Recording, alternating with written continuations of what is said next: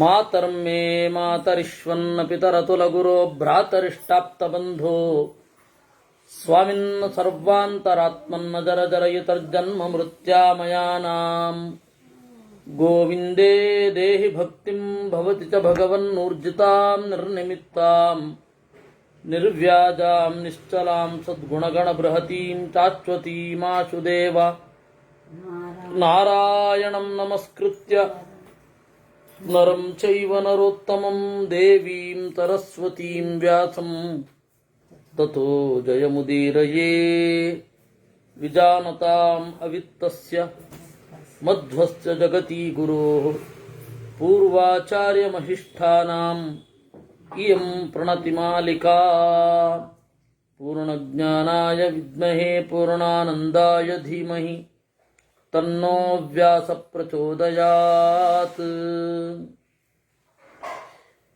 170 ಅಧ್ಯಾಯಗಳನ್ನು ನಾವು ನೋಡಿದ್ವಿ. 171ನೇ ಅಧ್ಯಾಯವನ್ನು ಈಗ ನೋಡಬೇಕಿದೆ. ಯುಧಿಷ್ಠಿರಃ ಅತತ್ವಜ್ಞಸ್ಯ ಶಾಸ್ತ್ರಾಣಾಂ ಸತತಂ ಸಂಶಯಾತ್ಮನಃ ಅಕೃತವ್ಯವಸಾಯಶ್ಚ ಶ್ರೇಯೋ ಬ್ರೂಹಿ ಪಿತಾಮಹ.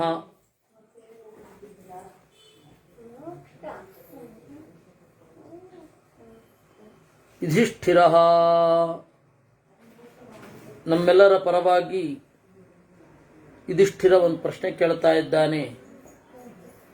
ಯಾರಿಗೆ ತತ್ವಜ್ಞಾನ ಇಲ್ಲವೋ, ಯಾರಿಗೆ ಶಾಸ್ತ್ರ ತತ್ವಜ್ಞಾನ ಇಲ್ಲವೋ, ಯಾರು ನಿರಂತರ ಸಂಶಯದಲ್ಲಿ ಇರ್ತಾನೋ, ಅಕೃತ ವ್ಯವಸಾಯಶ್ಚ ಶಾಸ್ತ್ರಗಳನ್ನು ಓದಿ ಯಾರು ತೀರ್ಮಾನಕ್ಕೆ ಬಂದಿರೋಲ್ವೋ ಅವನಿಗೆ ಶ್ರೇಯಸ್ಸಾಧನವಾದದ್ದು ಯಾವುದು ಅಂತ ಯುಧಿಷ್ಠಿರ ಕೇಳ್ತಾನೆ. ಆಗ ಭೀಷ್ಮಾಚಾರ್ಯರು ಬೇರೆಯವರ ಪರವಾಗಿ ಕೇಳಿದ ಈ ಪ್ರಶ್ನೆಗೆ ಅವರು ಉತ್ತರ ಕೊಡ್ತಾರೆ. ಗುರುಪೂಜಾ ಚ ಸತತಂ ವೃದ್ಧಾನಾಂ ಪರ್ಯುಪಾತನಂ ಶ್ರವಣಂ ಚೈವ ವಿದ್ಯಾನಾಂ ಕೂಟಸ್ಥಂ ಶ್ರೇಯ ಉಚ್ಯತೆ. ಗುರುಪೂಜೆ, ಗುರು ಅಂತ ಹೇಳಿದ್ರೆ ಬ್ರಹ್ಮದೇವರು, ಅವರ ಚಿಂತನೆ ಗುರುಪೂಜೆ. ವೃದ್ಧಾನಾಂ ಪರ್ಯುಪಾಸನಂ, ಜ್ಞಾನವೃದ್ಧರ ಬಳಿಗೆ ಸಾಗುತ್ತಾ ಇರೋದು. ಶ್ರವಣಂ ಚೈವ ವಿದ್ಯಾನಾಂ, ವಿದ್ಯೆಗಳ ನಿರಂತರವಾದ ಶ್ರವಣ, ಅಧ್ಯಯನ ಅಂತ ತಾತ್ಪರ್ಯ. ಇದು ಕೂಟಸ್ಥಂ ಶ್ರೇಯ ಉಚ್ಯತೆ. ಇದು ಯಾವಾಗಲೂ ಪರಲೋಕದ ಹಿತವನ್ನು ಉಂಟು ಮಾಡುವಂತಹ ಭಾಗ. ಅತ್ರಾಪ್ಯುದಾಹರಂತೀಮಂ ಇತಿಹಾಸಂ ಪುರಾತನಂ. ನೀನು ಕೇಳಿದೆಯಲ್ಲ, ಯಾರು ಶಾಸ್ತ್ರ ತತ್ವಜ್ಞನಲ್ಲವೋ, ಯಾರಿಗೆ ಇನ್ನೂ ತತ್ವದಲ್ಲಿ ಸಂಶಯ ಇರುತ್ತೋ, ಯಾರು ಶಾಸ್ತ್ರದಿಂದ ಯಾವ ನಿಶ್ಚಯವನ್ನು ಹೊಂದಿಲ್ವೋ ಅವನಿಗೆ ಪರಲೋಕದಲ್ಲಿ ಹಿತಕಾರಿಯಾಗುವಂತಹ ಒಂದು ಮಾರ್ಗ ಹೇಳಿ ಅಂತ. ಇದೇ ಮಾರ್ಗ. ಶ್ರವಣ, ಮನನ, ನಿಧಿಧ್ಯಾಸನ. ಕೇಳಬೇಕು, ಕೇಳಿದ್ದನ್ನು ಮನನ ಮಾಡಬೇಕು, ಮನನ ಮಾಡಿದ್ದನ್ನು ಧ್ಯಾನ ಮಾಡಲಿಕ್ಕೆ ಪ್ರಯತ್ನ ಪಡಬೇಕು. ಇವು ಮೂರೇ ಇರುವಂತಹ ದಾರಿ. ಆಮೇಲೆ ಗುರುಪೂಜಾಚ ಸತತಂ, ಬ್ರಹ್ಮದೇವರ ಮುಖ್ಯ ಪ್ರಾಣನ ಮೇಲೆ ಗೌರವ, ಜ್ಞಾನವೃದ್ಧರ ಬಳಿಗೆ ಸಾಗೋದು, ಜ್ಞಾನವೃದ್ಧರ ಬಳಿ ಇರೋದು, ವಿದ್ಯೆಗಳ ಶ್ರವಣ. ಇದು ಕೂಟಸ್ಥಂ ಶ್ರೇಯ ಉಚ್ಯತೆ, ನಿರಂತರವಾದ ಶ್ರೇಯಸ್ಸು. ಅತ್ರಾಪ್ಯುದಾಹರಂತೀಮಂ ಇತಿಹಾಸಂ ಪುರಾತನಂ ಗಾಲವಸ್ಯ ಚ ಸಂವಾದಂ ದೇವರ್ಷೇರ್ನಾರದಸ್ಯ ಚ. ಈ ಬಗ್ಗೆ ಒಂದು ಮಾತುಕತೆಯೇ ನಡೆದು ಹೋಗಿದೆ. ಗಾಲವ ಅಂತ ವಿಶ್ವಾಮಿತ್ರನ ಮಗ, ದೇವತೆಗಳಿಗೂ ಪಾಠವನ್ನು ಹೇಳಿದ ನಾರದರು, ದೇವರ್ಷಿಗಳು. ಅವರಿಬ್ಬರ ನಡುವೆ ಸಂವಾದ ಇದೆ. ಒಮ್ಮೆ ಗಾಲವ ತನ್ನ ಆಶ್ರಮದಲ್ಲಿ ಕುಳಿತು ತಪಸ್ಸು ಮಾಡ್ತಾ ಇದ್ದಾಗ ನಾರದರು ಬಂದರು. ಸ್ವಾಶ್ರಮಂ ಸಮನುಪ್ರಾಪ್ತಂ ನಾರದಂ ದೇವವರ್ಚಸಂ ವೀತಮೋಹಕ್ಲಮಂ ವಿಪ್ರಂ ಜ್ಞಾನತೃಪ್ತಂ ಜಿತೇಂದ್ರಿಯಂ. ಗಾಲವ ತಪಸ್ಸು ಮಾಡ್ತಾ ಇದ್ದ ಆಶ್ರಮಕ್ಕೆ ನಾರದರು ಬಂದರು. ನಾರದರ ಗುಣ ಏನು? ದೇವವರ್ಚಸಂ, ದೇವತೆಗಳಂತಹ ಮೈಕಾಂತಿ. ವೀತಮೋಹಕ್ಲಮಂ, ಮನಸ್ಸಿನ ಮೋಹ ಮತ್ತು ಮನಸ್ಸಿನ ತಾಪ ಅದೆರಡೂ ಇಲ್ಲ ಅವರಿಗೆ. ವೀತಮೋಹಕ್ಲಮಂ. ಜಿತಾತ್ಮಾನಂ, ಇಂದ್ರಿಯ ನಿಗ್ರಹ ಇದೆ. ತನ್ಮೂಲಕ ದೇವರನ್ನು ತಿಳ್ಕೊಂಡಿದ್ದಾರೆ, ತನ್ನ ಸ್ವರೂಪದ ಸಾಕ್ಷಾತ್ಕಾರ ಆಗಿದೆ. ಅಂತಹ ನಾರದರನ್ನು ಕುರಿತು ಗಾಲವ ಎದ್ದು ನಿಂತು ಸ್ವಾಗತಾದಿಗಳಿಂದ ಸತ್ಕರಿಸಿ ಪ್ರಶ್ನೆ ಕೇಳಿದ. ಯೈಕೈಶ್ಚಿತ್ ಸಮ್ಮತೋ ಲೋಕೆ ಗುಣೈಸ್ತು ಪುರುಷೋನ್ಋಷು ಭವತ್ಯುಪಾಗತಾನ್ ಸರ್ವಾನ್ ತಾನ್ ಗುಣಾನ್ ಲಕ್ಷಯಾಮ್ಯಹಂ. ಪೂಜ್ಯರೇ, ಜಗತ್ತಿನಲ್ಲಿ ಪ್ರತಿಯೊಬ್ಬರೂ ಕೂಡ ಏನೋ ಒಂದು ಗುಣವನ್ನು ಎದುರುಗಡೆ ಇರುವವರಲ್ಲೇ ಎಕ್ಸ್ಪೆಕ್ಟ್ ಮಾಡ್ತಾರೆ. ಇವತ್ತಿಗೂ ಅವತ್ತಿಗೂ ನಾಸ್ತಿಕರಾಗಿರಬಹುದು, ಆಸ್ತಿಕರಾಗಿರಬಹುದು, ಗುಣಗಳನ್ನು ಮನುಷ್ಯರಿಂದ ಎಕ್ಸ್ಪೆಕ್ಟ್ ಮಾಡೋದು ಬಿಡಲ್ಲ. ಈ ಗುಣಗಳಿರಬೇಕು ಮನುಷ್ಯರಲ್ಲಿ, ಅವರನ್ನು ನಾವು ಹೊಂದಬೇಕು ಅನ್ನೋದು ಎಲ್ಲರಿಗೂ ಇರುವಂತಹ ಒಂದು ಒಳಗಡೆಯಿಂದ ಅವರ ಅಗತ್ಯ. ಹೇಳದೇ ಇರಬಹುದು ಯಾರೂ ಕೂಡ, ಎದುರುಗಡೆ ಇರುವವರಲ್ಲಿ ಆ ಗುಣಗಳನ್ನು ನಾವು ಹುಡುಕ್ತೇವೆ. ಆ ಎಲ್ಲ ಗುಣಗಳು ಒಬ್ಬರಲ್ಲಿದೆಯಾ ಅಂತ ನೋಡಿಕೊಂಡ್ರೆ ಅದೇ ನೀವು ಸ್ವಾಮಿ ನಾರದರೇ. ಭವಾನ್ಶ್ಚೈವಂ ವಿಧೋಸ್ಮಾಕಂ ಸಂಶಯಂ ಛೇತ್ತುಮರ್ಹತಿ ಅಮೂಢಶ್ಚಿರಮೂಢಾನಾಂ ಲೋಕತತ್ವಮಜಾನತಾಂ. ನೀವು ಅಮೂಢ, ಮೋಹಕ್ಕೆ ಒಳಗಾಗದವರು, ಚಿರಮೂಢಾನಾಂ, ದೀರ್ಘಕಾಲದಿಂದ ಮೋಹಕ್ಕೆ ಒಳಗಾದವರು ನಾವು. ಲೋಕತತ್ವಂ ಅಜಾನತಾಂ, ಲೋಕದ ನಡೆಯನ್ನು ತಿಳಿಯಲಿಲ್ಲ ನಾವು. ನಮ್ಮಂಥವರಿಗೆ ನಿನ್ನಂಥವ್ರು ತಾನೇ ಹೇಳಬೇಕಾದವರು. ಜ್ಞಾನೇ ಹೇವಂ ಪ್ರವೃತ್ತಿ ಸ್ಯಾತ್ ಕಾರ್ಯೇ ವಿಜಾನತಃ ಯತ್ಕಾರ್ಯಂ ನವ್ಯವಸ್ಯಾಮಃ ಭವಾನ್ನೋ ವಕ್ತುಮರ್ಹಸಿ. ಮೊದಲು ಬೇಸಿಕ್ ಕ್ವಾಲಿಟಿ ಏನು ಅಂದರೆ ಯಾವುದು ಮಾಡಬೇಕು ಯಾವುದು ಮಾಡಬಾರದು ಅಂತ ತಿಳಿದಿರಬೇಕು. ಈ ಜಗತ್ತಿನಲ್ಲಿ ಬಾಳಲಿಕ್ಕೆ ಇರುವ ಬೇಸಿಕ್ ಕ್ವಾಲಿಟಿ ಕಾರ್ಯೇ ವಿಜಾನತಃ. ಯಾವುದನ್ನು ಮಾಡಬೇಕು ಯಾವುದನ್ನು ಮಾಡಬಾರದು ಎರಡು ಗೊತ್ತಿರಬೇಕು. ಯಾವುದು ಗೊತ್ತಿರುತ್ತೆ ಆಗ ಮಾತ್ರ ಜ್ಞಾನೇ ಹೇವಂ ಪ್ರವೃತ್ತಿ ಸ್ಯಾತ್, ಜ್ಞಾನದಲ್ಲಿ ತೊಡಗುತ್ತಾನೊಬ್ಬ. ಯಾರಿಗೆ ಕಾರ್ಯವೇ ಗೊತ್ತಿಲ್ಲ ಅವನು ಜ್ಞಾನದಲ್ಲಿ ತೊಡಗೋದು ಹೇಗೆ? ಮಾಡಬೇಕಾದದ್ದರ ಲಿಸ್ಟು, ಮಾಡಬಾರದ್ದರ ಲಿಸ್ಟು ಎರಡು ಗೊತ್ತಿರಬೇಕು ಒಬ್ಬ ಮನುಷ್ಯನಿಗೆ. ಮಾಡಬೇಕಾದ್ದರ ಲಿಸ್ಟು ಅಂದರೆ ಕರ್ತವ್ಯದ ಲಿಸ್ಟು ಯಾರಿಗೆ ಗೊತ್ತಿರುತ್ತೆ ಅವನು ಮಾಡಬಾರದ್ದರಿಂದ ಹಿಂದೆ ಸರಿಲಿಕ್ಕೆ ಶಾಸ್ತ್ರದ ಮೂಲಕ ಜ್ಞಾನದಲ್ಲಿ ತೊಡಗುತ್ತಾನೆ. ನಮಗದು ಗೊತ್ತಿಲ್ವೇ? ನಾವು ಏನು ಮಾಡಬೇಕು ಅನ್ನೋದೇ ಗೊತ್ತಿಲ್ಲ. ಏನು ಮಾಡಬೇಕು ಅನ್ನೋದು ಬೇಸಿಕ್ ಆಗಿ ಗೊತ್ತಿದ್ರೆ ಜ್ಞಾನದಲ್ಲಿ ತೊಡಗಬಹುದು, ಅದೇ ಗೊತ್ತಿಲ್ಲ. ದಯವಿಟ್ಟು ಹೇಳಬೇಕು. ಭಗವನ್ ಆಶ್ರಮ ಸರ್ವೇ ಪೃಥಗಾಚಾರ ದರ್ಶನಾ ಇದಂ ಶ್ರೇಯ ಇತಿ ನಾನಾ ವಿಧಾ ಗಿರಹ. ನನ್ನ ಒಂದು ಪ್ರಶ್ನೆ ಇದೆ. 4 ಆಶ್ರಮಗಳುಂಟು: ಬ್ರಹ್ಮಚರ್ಯಾಶ್ರಮ, ಗೃಹಸ್ಥಾಶ್ರಮ, ವಾನಪ್ರಸ್ಥಾಶ್ರಮ, ಸನ್ಯಾಸಾಶ್ರಮ ಅಂತ. ಭಗವನ್ ಆಶ್ರಮಾ ಸರ್ವೇ ಪೃಥಗಾಚಾರ ದರ್ಶನಾ. ಬೇರೆ ಬೇರೆ ತರಹದ ಆಚಾರ, ಬೇರೆ ಬೇರೆ ತರಹದ ಬಾಳು. ಇದಂ ಶ್ರೇಯ ಇತಿ ನಾನಾ ವಿಧಾ ಗಿರಹ. ಬ್ರಹ್ಮಚರ್ಯದಲ್ಲಿ ಇರೋದೇ ಒಳ್ಳೆಯದು ಅಂತ ಬ್ರಹ್ಮಚರ್ಯ ಆಶ್ರಮವನ್ನು ಕುರಿತಾದ ವೇದವಾಣಿಯೋ ಮಾತೋ ನಮಗೆ ಕೇಳಿ ಬರುತ್ತೆ.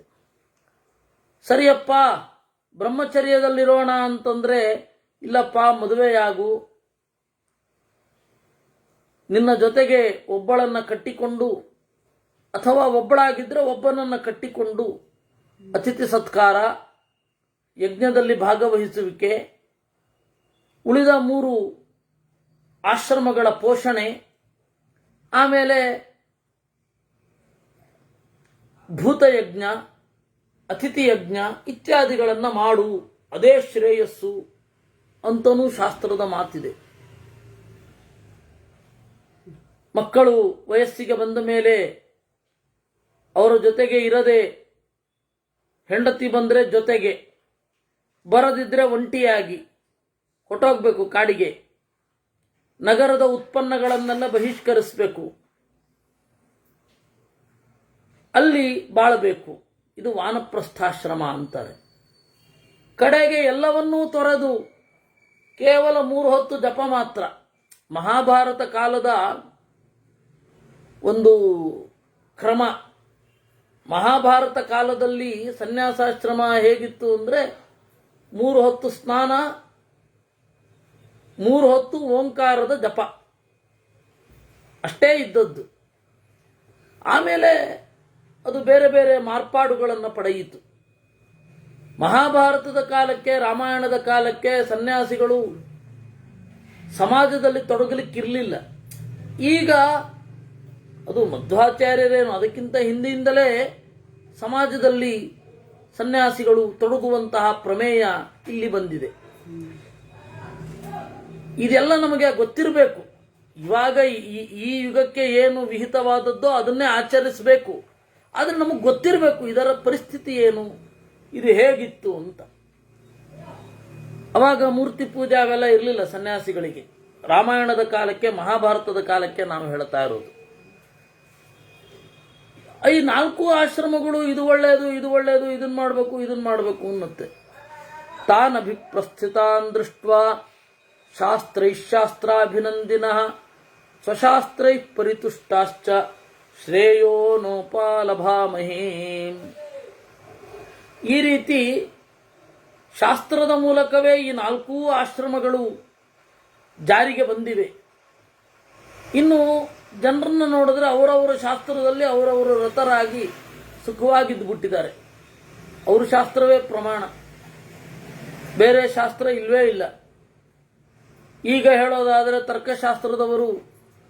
ತರ್ಕಶಾಸ್ತ್ರದಿಂದ ಒಂದರಿಂದ ತೃಪ್ತರು, ಮುಗಿದೋಯ್ತು. ವ್ಯಾಕರಣಶಾಸ್ತ್ರದವರು ವ್ಯಾಕರಣದಿಂದ ತೃಪ್ತರು, ವಿಜ್ಞಾನದವರು ವಿಜ್ಞಾನದಲ್ಲಿ ತೃಪ್ತರು, ಲೆಕ್ಕಿಗರು ಲೆಕ್ಕ ಮಾಡ್ಕೊಂಡಿದ್ದು ಬಿಡ್ತಾರೆ, ಗಣಿತಜ್ಞರು ಆನಂದವಾಗಿ ಸಂಖ್ಯೆಗೂ ವಿಶ್ವದ ರಹಸ್ಯಕ್ಕೂ ಇರುವ ಸಂಬಂಧವನ್ನ ಚಿಂತನೆ ಮಾಡ್ತಾ ಇದ್ದು ಬಿಡ್ತಾರೆ. ಹೀಗೆ ಪ್ರತಿಯೊಬ್ಬರೂ ಕೂಡ ಅವರವರ ಶಾಸ್ತ್ರದಲ್ಲೇ ಅವರು ತೃಪ್ತರು. ನಮಗೆ ಇದನ್ನೆಲ್ಲ ನೋಡ್ತಾ ಇದ್ರೆ ಒಂದು ಪ್ರಶ್ನೆ ಬರುತ್ತೆ, ಅಲ್ಲ ಶಾಸ್ತ್ರ ಒಂದೇ ಇರಬಾರದೆ ಬಹಳ ಯಾಕಿದೆ ಅಂತ. ಶಾಸ್ತ್ರಂ ಯದಿ ಭವೇದೇಕಂ ಶ್ರೇಯೋ ವ್ಯಕ್ತಂ ಭವೇತ್ ತದಾ ಶಾಸ್ತ್ರೈಶ್ಚ ಬಹುಭಿರ್ಭೂಯ ಶ್ರೇಯೋ ಗುಹ್ಯಂ ಪ್ರವೇಶಿತಂ. ಶಾಸ್ತ್ರ ಒಂದೇ ಆದರೆ ಎಲ್ಲರಿಗೂ ಶ್ರೇಯಸ್ಸು ಅಂದ್ರೆ ಪರಲೋಕದ ಹಿತ. ಶಾಸ್ತ್ರ ಒಂದೇ ಇದ್ದಿದ್ರೆ ಚೆನ್ನಾಗಿರ್ತಿತ್ತಪ್ಪ. ಈ ಬಹಳ ಶಾಸ್ತ್ರಗಳಾಗಿ ಗೊಂದಲಗೆಟ್ಟಿದ್ದೇವೆ. ಶ್ರೇಯೋ ಗುಹ್ಯಂ ಪ್ರವೇಶಿತಂ, ಪರಲೋಕದ ಹಿತ ಯಾವುದು ಅನ್ನೋದು ಗುಟ್ಟಾಗಿ ಬಿಟ್ಟಿದೆ. ಈ ಲೋಕದಲ್ಲಿ ಗೊಂದಲವೋ ಗೊಂದಲ, ಒಬ್ಬೊಬ್ರದ್ದು ಒಂದೊಂದು ಶಾಸ್ತ್ರ. ಎಲ್ಲ ಸಜ್ಜನರೇ, ಲೋಕಕ್ಕೆ ಉಪದ್ರವ ಏನು ಮಾಡ್ತಾ ಇರಲ್ಲ, ಅವರವ್ರದೇ ಆದ ಆನಂದಗಳಲ್ಲಿ ತೊಡಗಿಬಿಟ್ಟಿರ್ತಾರೆ. ಇದು ಕ್ರಮ. ಏ ತಸ್ಮಾತ್ ಕಾರಣಾಶ್ರೇಯ ಕಲಿಲಂ ಪ್ರತಿಭಾತಿ ಮಾಂ ಬ್ರವೀತು ಭಗವನ್ ಸ್ತನ್ಮೇ ಉಪಸನ್ನೋಸ್ಮ್ಯಧೀಹಿ ಭೋ. ಈ ಕಾರಣದಿಂದ ಶ್ರೇಯ ಕಲಿಲಂ ಪ್ರತಿಭಾತಿ, ಏನು ಶ್ರೇಯಸ್ಸು ಇದೆ, ಪರಲೋಕದ ಹಿತ ಅಂತನ್ನೋದೇನಿದೆ, ಇದು ಕಲಿಲಂ ಪ್ರತಿಭಾತಿ, ಗೊಂದಲಗೆಟ್ಟಿದ್ದೇವೆ ನಾವು. ಯಾವುದನ್ನು ಅನುಸರಿಸುವುದು, ಯಾವುದನ್ನು ಬಿಡೋದು. ಪ್ರತಿಯೊಂದು ಆಶ್ರಮದಲ್ಲಿಯೂ ಮಹಾನುಭಾವರಿಲ್ವೇ? ಬ್ರಹ್ಮಚರ್ಯಾಶ್ರಮದಲ್ಲಿ ಮಹಾನುಭಾವರಿಲ್ವೇ? ಗೃಹಸ್ಥಾಶ್ರಮದಲ್ಲಿ ಇಲ್ವೇ? ವಾನಪ್ರಸ್ಥಾಶ್ರಮದಲ್ಲಿ ಇಲ್ವೇ? ಸನ್ಯಾಸಾಶ್ರಮದಲ್ಲಿ ಮಹಾನುಭಾವರಿಲ್ವೇ? ಎಲ್ಲ ಕಡೆ ಕಳಪೆ ಅವರಿದ್ದಾರೆ, ಎಲ್ಲ ಕಡೆ ಎತ್ತರದವರು ಇದ್ದಾರೆ. ಸರಿ, ಶಾಸ್ತ್ರದ ದೃಷ್ಟಿಯಿಂದ ನೋಡೋಣ ಅಂದರೆ ಪ್ರತಿಯೊಂದು ಶಾಸ್ತ್ರವೂ ಕೂಡ ಜನೋಪಕಾರಕವೇ. ಪ್ರತಿಯೊಂದು ಶಾಸ್ತ್ರವೂ ಕೂಡ ಬೇಕಾದದ್ದೇ. ದೇವರನ್ನೂ ಒಂದು ಕೇಂದ್ರದಲ್ಲಿ ಇಟ್ಟುಕೊಂಡಿರುವ ಬಹಳ ಶಾಸ್ತ್ರಗಳೇ ಇವೆ. ಹೀಗಿರುವಾಗ ಯಾವುದು ಮಾಡಬೇಕು ನಮಗೆ ಹೇಳಿ ಇತಿ ಪೂರ್ವಕಥಾನುವಾದ. ಶುಕ್ರವಾರ ಇಷ್ಟಾಗಿತ್ತು. ಯಾಕೆ ನಾನು ಮೊದಲಿಂದ ಬಂದದ್ದು ಅಂತ ಹೇಳಿದ್ರೆ 2 ದಿವಸ ಆಗೋಗಿತ್ತಲ್ಲ, ಅದಕ್ಕೆ. ತರ್ಕಶಾಸ್ತ್ರದಲ್ಲಿ ಒಂದು ಮಾತಿದೆ, ಕ್ಷಣಾದೂರ್ಧ್ವ ಮತಾರ್ಕಿಕಾಹ ಅಂತ. ಒಂದು ಕ್ಷಣ ಕಳೆದು ಹೋದರೆ ತರ್ಕವೇ ಮರೆತು ಹೋಗುತ್ತೆ ಅಂತ. ಅಂದರೆ ನಿರಂತರವಾಗಿ ಚಿಂತನೆ ಮಾಡಿ ಅಂತ ಅರ್ಥ. ಈಗ 2 ದಿವಸ ಆಗಿದೆ, ಆದ್ದರಿಂದ ನಾನು ಪೂರ್ವ ಪೀಠಿಕೆ ಹೇಳೋ ಬದಲು 11 ಶ್ಲೋಕವನ್ನು ಅನುವಾದ ಮಾಡಿಬಿಟ್ರೆ ಮುಗೀತಲ್ಲ. ಹೀಗೆ 12ನೇ ಶ್ಲೋಕದಿಂದ ಆಗಬೇಕು. ನಾರದರು ಹೇಳ್ತಾರೆ, ಆಶ್ರಮಾಸ್ತಾತ ಚತ್ವಾರಃ ಯಥಾ ಸಂಪ್ರಸ್ಥಿತಾ ಪೃಥಕ್ ತಾನ್ ಸರ್ವಾನ್ ಅನುಪಶ್ಯತ್ವಂ ಸಮಾಶ್ರಿತ್ಯೈವ ಗಾಲವಾ. 4 ಆಶ್ರಮಗಳು ಒಳಿತೆ. ಈ ಆಶ್ರಮ ಬೇಡ, ಈ ಆಶ್ರಮ ಶ್ರೇಷ್ಠ ಅಂತ ಹೇಳೋರು ಯಾರು? ಯಾರೂ ಹೇಳೋಲ್ಲ. ಸನ್ಯಾಸಾಶ್ರಮವೇ ಶ್ರೇಷ್ಠ, ಗೃಹಸ್ಥಾಶ್ರಮ ಕಳಪೆ ಅನ್ನುವ ವಾದವನ್ನು ಶುರು ಮಾಡಿದ್ದು ಯಾರು ಅಂದರೆ ಬೌದ್ಧರು. ಆಮೇಲೆ ಅದರ ಬಾಲ ಜೈನರು, ಅವರಿಬ್ಬರು ಬಾಲ ಹಿಡಿದ್ರು ಶಂಕರರು. ಕಡೆಗೆ ಏನು ನೀಗದೆ ಹೋದರೆ ಆತುರ ಸನ್ಯಾಸ ತಗೊಂಡ್ಬಿಡಿ ಎಂದ್ರು. ಆತುರ ಅಂದರೆ ರೋಗ. ಪೂರ್ತಿ ರೋಗಿಷ್ಠನಾಗಿ ಹೋಗಿರ್ತಾನೆ, ಇನ್ನೇನು ಸಾಯುವ ಸ್ಟೇಜ್ ಬಂದ್ಬಿಟ್ಟಿರುತ್ತೆ. ಸನ್ಯಾಸಿಯಾಗಿ ಸತ್ರೆ ಮೋಕ್ಷ. ಇದು ಧರ್ಮಶಾಸ್ತ್ರಗಳಲ್ಲಿರೋದು ಆತುರ ಸನ್ಯಾಸ ಅಂತ. ಅವಾಗ ಅವನೇನು ಮಾಡಬೇಕು? ಭೂಸ್ಸನ್ಯಸ್ತಮ್ಮಯ, ಭುವಸ್ಸನ್ಯಸ್ತಮ್ಮಯ, ಸ್ವಸ್ಸನ್ಯಸ್ತಮ್ಮಯ ಅಂತ ಪ್ರೈಶೋಚ್ಚಾರಣೆ ಅಂತ ಕರೀತಾರೆ ಇದನ್ನ. ಈ ಪ್ರೈಶೋಚ್ಚಾರಣೆ ಮಾಡಿದ್ರೆ ಸಾಕು, ಅವನು ಸನ್ಯಾಸಿ ಆದ ಹಾಗೆ, ಅವನಿಗೆ ಸದ್ಗತಿ ಗ್ಯಾರಂಟಿ. ಈ ತರಹದ ಧರ್ಮಶಾಸ್ತ್ರಗಳು ಬಂದಿವೆ. ಇದರ ಹಿಂದೆ ಇರೋದು ಶಂಕರರು.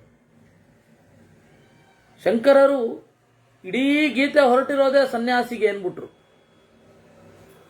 ಗೃಹಸ್ಥನಿಗೆ ಅಲ್ವೇ ಅಲ್ಲ. ನಿಮಗೆ ಒಂದು ಚೋದ್ಯ ಏನು ಅಂದರೆ, ಮಹಾಭಾರತದಲ್ಲಿ ಸನಕ, ಸನಂದನ, ಸನತ್ಸುಜಾತ, ಸನಕ ಅಥವಾ ಸನತ್ಕುಮಾರ ಬಿಟ್ರೆ ಇನ್ಯಾವ ಸನ್ಯಾಸಿಗಳು? ದುರ್ವಾಸರಿದ್ದಾರೆ, ಇನ್ಯಾವ ಸನ್ಯಾಸಿಗಳೇ ಇಲ್ಲ. ಎಲ್ಲ ಗೃಹಸ್ಥರು, ವಾನಪ್ರಸ್ಥರು ಅಷ್ಟೇ ಇರೋದು. ಆಜನ್ಮ ಬ್ರಹ್ಮಚಾರಿಯಾಗಿ 3 ಜನ ಕಾಣಿಸ್ತಾರೆ ನಮಗೆ. ಕೃಪಾಚಾರ್ಯರು, ಮತ್ತೆ ಅಶ್ವತ್ಥಾಮ, ಆಮೇಲೆ ಭೀಷ್ಮಾಚಾರ್ಯರು. ಬ್ರಹ್ಮಚರ್ಯದಲ್ಲಿಯೇ ಇದ್ದವರು. ಗೃಹಸ್ಥರು, ವಾನಪ್ರಸ್ಥರು, ಸನ್ಯಾಸಿಗಳು ಆಗಲಿಲ್ಲ. ಅವರು ಸನ್ಯಾಸಿಗಳ ಉಲ್ಲೇಖ ಬಹಳ ಕಡಿಮೆ, ಗೃಹಸ್ಥರದ್ದೇ ಜಾಸ್ತಿ. ಈ ತರಹದ ಮಹಾಭಾರತದಿಂದ ತುಂಬಿದ ಗೀತೆ ಸನ್ಯಾಸಿಗಳಿಗೆ ಮಾತ್ರ. ಒಂದೇ ಒಂದು ದಾರಿ ಸನ್ಯಾಸವೇ ಮುಕ್ತಿಯನ್ನು ಹೊಂದಲಿಕ್ಕೆ ಅಂತ ದೇವರು ಹೇಗೆ ಹೇಳಲಿಕ್ಕೆ ಸಾಧ್ಯ? ಕೃಷ್ಣ. ಆದರೆ ಆ ರೀತಿ ಅರ್ಥ ಬರೆದಿದ್ದಾರೆ. ಈ ಹಿನ್ನೆಲೆಯಲ್ಲಿ ನಾರದರು ಹೇಳ್ತಾರೆ, ನೋಡಪ್ಪ, ಎಲ್ಲ ಶಾಸ್ತ್ರಗಳು ಕೂಡ ದೇವರೆಡೆಗೆ ಸಾಗುವುದಕ್ಕಾಗಿ ಇರುವವುಗಳು. ತಾನ್ ಸರ್ವಾನ್ ಅನುಪಶ್ಯತ್ವಂ ಸಮಾಶ್ರಿತ್ಯ ಇವ ಗಾಲವ. ಆ ಎಲ್ಲ ಆಶ್ರಮಗಳನ್ನು ನೀನು ನೋಡಬೇಕು. ಅನುಪಶ್ಯತ್ವಂ, ಶಾಸ್ತ್ರಕ್ಕೆ ಅನುಗುಣವಾಗಿಯೇ ನೋಡಬೇಕು. ಸಮಾಶ್ರಿತ್ಯ, ಶಾಸ್ತ್ರಗಳನ್ನು ಆಶ್ರಯಿಸಿ, ಹಿರಿಯರನ್ನು ಆಶ್ರಯಿಸಿಯೇ ನೋಡಬೇಕು. ತೇಷಾಂ ತೇಷಾಂ ಯಥಾಹಿತ್ವಂ ಆಶ್ರಮಾಣಾಂ ತತಸ್ತತಃ ನಾನಾ ರೂಪಂ ಗುಣೋದ್ದೇಶಂ ಪಶ್ಯ ವಿಪ್ರಸ್ಥಿತಂ ಪೃಥಕ್. ಬೇರೆ ಬೇರೆ ಆಶ್ರಮಗಳ ಸ್ವರೂಪ ಬೇರೆ ಬೇರೆ, ಬೇರೆ ಬೇರೆ ಆಶ್ರಮಗಳ ಗುಣ ಬೇರೆ ಬೇರೆ, ಬೇರೆ ಬೇರೆ ಆಶ್ರಮಗಳ ಉದ್ದೇಶ ಬೇರೆ ಬೇರೆ. ನಯಂತಿ ಚೈವ ತೇ ಸಮ್ಯಕ್ ಅಭಿಪ್ರೇತಮಸಂಶಯಂ ಅನುಪಶ್ಯನಸ್ತಥಾ ಸಮ್ಯಕ್ ಆಶ್ರಮಾಣಾಂ ಪರಾಂ ಗತಿಂ. ಆದರೆ ಸಂಶಯವಿಲ್ಲದೆ ಅದನ್ನು ಆಚರಿಸಿದವರಿಗೆ ಒಳ್ಳೆಯ ಗತಿ ಆಗತ್ತೆ. ಯತ್ತು ನಿಶ್ರೇಯಸಂ ಸಮ್ಯಕ್ ಯಚ್ಚೈವ ಅಸಂಶಯಾತ್ಮಕಂ ಅನುಗ್ರಹಂಚ ಮಿತ್ರಾಣಾಂ ಅಮಿತ್ರಾಣಾಂಚ ನಿಗ್ರಹಂ. ನಿಶ್ರೇಯಸಂ, ಪರಲೋಕದಲ್ಲಿ ಸುಖ ಉಂಟಾಗಬೇಕು ಅಂತಂದ್ರೆ ಮಿತ್ರರನ್ನ ಪ್ರೀತಿಸಬೇಕು, ಹಗೆಗಳನ್ನು ದ್ವೇಷಿಸಬೇಕು. ಹಗೆಗಳು ಅಂದರೆ ಕೋಪ ಮೊದಲಾದವುಗಳು. ಮಿತ್ರರು ಅಂತಂದ್ರೆ ವೈರಾಗ್ಯ, ಜ್ಞಾನ, ಭಕ್ತಿ, ಶಾಸ್ತ್ರ ಚಿಂತನೆ, ಸಜ್ಜನರು. ಇವರನ್ನು ಪ್ರೀತಿಸಬೇಕು, ಅವರನ್ನು ದೂರ ಇಡಬೇಕು. ಇದು ಎಲ್ಲ ಆಶ್ರಮಗಳಲ್ಲಿಯೂ ಕಾಮನ್ ಆಗಿರುವಂಥದ್ದು. ಸಂಗ್ರಹಂಚ ತ್ರಿವರ್ಗಸ್ಯ ಶ್ರೇಯ ಆಹುರ್ಮನೀಷಿಣಃ ನಿವೃತ್ತಿ ಕರ್ಮಣ ಪಾಪಾತ್ ಸತತಂ ಪುಣ್ಯಶೀಲತಾ ಸದ್ಭಿಶ್ಚ ಸಮುದಾಚಾರಃ ಶ್ರೇಯ ಏತದ ಸಂಶಯಂ. ನೋಡಪ್ಪ, ಮೂರು ಬೇಕೇ ಬೇಕು. ತ್ರಿವರ್ಗಸ್ಯ ಸಂಗ್ರಹಂ ಶ್ರೇಯ ಆಹುಹು. ಪರಲೋಕದಲ್ಲಿ ಒಳ್ಳೆಯದಾಗಬೇಕು ಅಂತಂದ್ರೆ ಮೂರು ಇದ್ದೇ ಇರಬೇಕು. ಯಾವುದು? ನಿವೃತ್ತಿ ಕರ್ಮಣ ಪಾಪಾತ್, ಪಾಪಕರ್ಮದಿಂದ ನಿವೃತ್ತಿ. ಸತತಂ ಪುಣ್ಯಶೀಲತಾ, ಒಳ್ಳೆಯ ಕರ್ಮಗಳಲ್ಲಿ ತೊಡಗುವಿಕೆ. ಸದ್ಭಿಶ್ಚ ಸಮುದಾಚಾರ, ಸಜ್ಜನರ ಸಂಸರ್ಗ, ಇದೇ ಶ್ರೇಯಸ್ಸು. ಮಾರ್ದವಂ ಸರ್ವಭೂತೇಷು ವ್ಯವಹಾರೇಷು ಚಾರ್ಜವಂ ವಾಕ್ಚೈವ ಮಧುರಾ ಪ್ರೋಕ್ತ ಶ್ರೇಯ ಏತದ ಸಂಶಯಂ. ಇನ್ನೂ ಹೇಳ್ತೇನೆ ಕೇಳು. ಎಲ್ಲ ಜೀವರಲ್ಲಿ ಮೃದುವಾಗಿ ಇರಬೇಕು. ವ್ಯವಹಾರೇಷು, ಇದು ಬ್ರಾಹ್ಮಣರಿಗೆ ಮಾತ್ರ. ವ್ಯವಹಾರೇಷು ಚಾರ್ಜವಂ, ಜೀವನದಲ್ಲಿ ನೇರವಾದ ನಡೆ ಇರಬೇಕು, ಕಾಪಟ್ಯ ಇರಬಾರದು. ಮಧುರವಾದ ಮಾತು ಇರಬೇಕು, ಇದೇ ಶ್ರೇಯಸ್ಸು. ದೇವತಾಭ್ಯ ಪಿತೃಭ್ಯಶ್ಚ ಸಂವಿಭಾಗೋ ತಿಥಿಷ್ವಪಿ ಅಸಂತ್ಯಾಗಶ್ಚ ಭೃತ್ಯಾನಾಂ ಶ್ರೇಯ ಏತದ ಸಂಶಯಂ. ದೇವತೆಗಳಿಗೆ ಪೂಜಿಸಬೇಕು. ಪಿತೃಭ್ಯಶ್ಚ, ಪಿತೃಗಳಿಗೆ ತರ್ಪಣವನ್ನು ನೀಡಬೇಕು. ಆಮೇಲೆ ಸಂವಿಭಾಗ ಅತಿಥಿಷ್ವಪಿ, ಬಂದ ಅತಿಥಿಗಳಿಗೆ ನಿಮ್ಮಲ್ಲಿ ಏನಿದೆ ಅದನ್ನು ಕೊಡಬೇಕು, ಊಟ ಮೊದಲಾದವುಗಳನ್ನು. ಅಸಂತ್ಯಾಗಶ್ಚ ಭೃತ್ಯಾನಾಂ ಶ್ರೇಯ ಏತದ ಸಂಶಯಂ. ಯಾರು ಭೃತ್ಯರು ಬರ್ತಾರೆ ಅವರನ್ನ ಬಿಡಬಾರದು. ಭೃತಿ ಅಂದರೆ ಸಂಬಳ. ಸಂಬಳಕ್ಕೆ ಯೋಗ್ಯರಾದವರು ಭೃತ್ಯರು. ಸಂಬಳಕ್ಕೆ ಅಂತ ಯಾರು ಬರ್ತಾರೆ, ತೀವ್ರವಾದ ಕೆಟ್ಟ ಕೆಲಸವಿಲ್ಲದೆ ಅವರನ್ನು ಬಿಡಲಿಕ್ಕಿಲ್ಲ. ಅಲ್ಪ ಸ್ವಲ್ಪ ತಪ್ಪು ಮಾಡಿದರೆ ಸಹಿಸಬೇಕು, ಅದು ಅನಿವಾರ್ಯ, ಎಲ್ಲರಿಗೂ ಅನಿವಾರ್ಯ. ಅಸಂತ್ಯಾಗಶ್ಚ ಭೃತ್ಯಾನಾಂ ಶ್ರೇಯ ಏತದ ಸಂಶಯಂ. ಇದು ಶ್ರೇಯಸ್ಸೇ, ಶ್ರೇಯಸ್ಸಿಗೆ ಕಾರಣ.